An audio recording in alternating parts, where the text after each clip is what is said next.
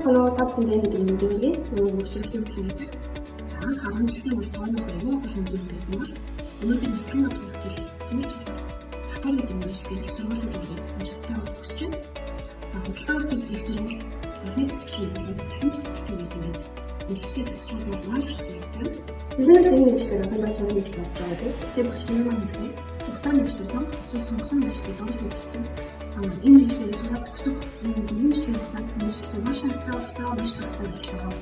За тэгээд ерөнхийдөө бол одоо 2 байгууллагын ажлыг одоо 2 дахь байгууллагын шинхэн ажлыг авчихсан юм чинь. За тэгээд энэ 4 жилийн хугацаанд надад тусалж дэмжижсэн багш найз нөхөд багш надад энэ бүхний зааж өгсөн, энэ хүмүүстээ болгож өгсөн, суурийг мэдээж өгсөн сургалтын бүхэн анх найзуудтай маш их баярлалаа.